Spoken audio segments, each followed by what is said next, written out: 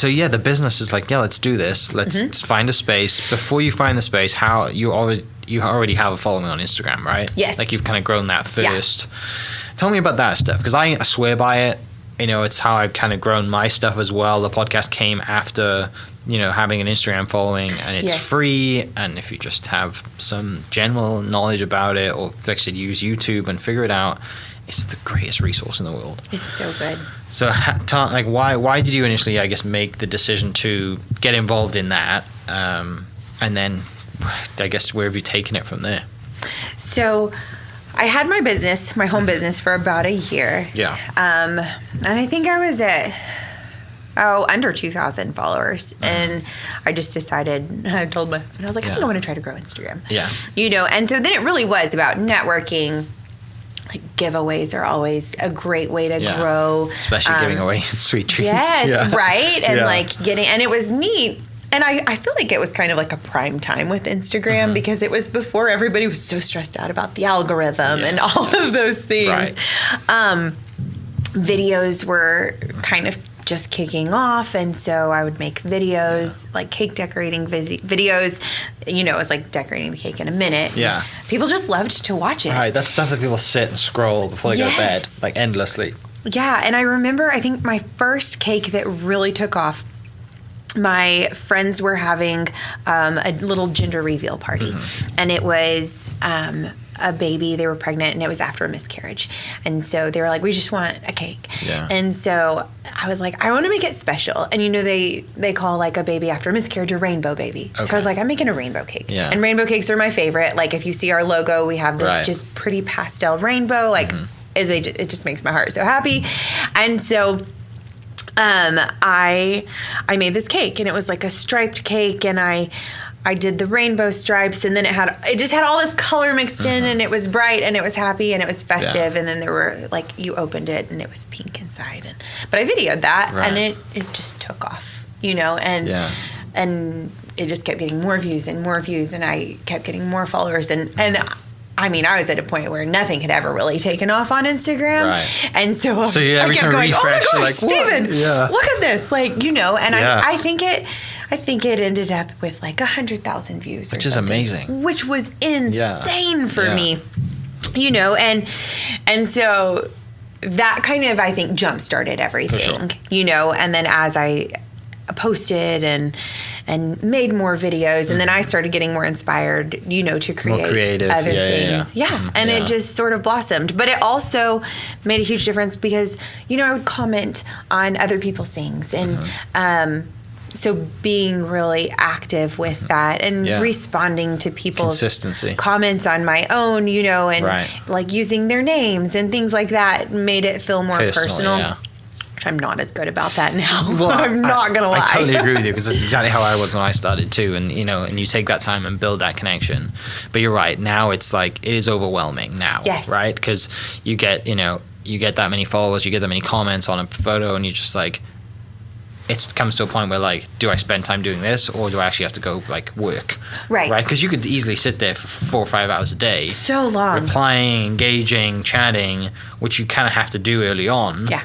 But now it's like, you know, it's hard to find the time to do both. I mean, they're both extremely important, but at the end of the day, you've got to run a business too, because you have now orders coming in. Yeah, and it's a lot of work to grow Instagram. Like, it doesn't just it's not just a fluke. You know what I mean? 4 years, I think I've been doing it now. Yeah. And it's every day. Right, and you have to put the time in and the effort, and so once. So I think we had, I don't know how many we had when the shop opened. It was a little bit under 50, I think, maybe 48,000 followers, but I think it made a really big difference. But it was huge. It was kind of a hard. So when we initially signed the lease, we had so many plans for how we were going to grow, how we were going to show everybody our progress and all of that. But like COVID hit, and so. It was so anti-COVID. Right. It was this huge opening revealed, and now it's just going to be me filming filming a walk around of my space. Yes. I think we announced it, and I think the next week everything shut down. And so that was a little disheartening, because we really did. We were going to, like, video the whole process. We were going to share the whole process.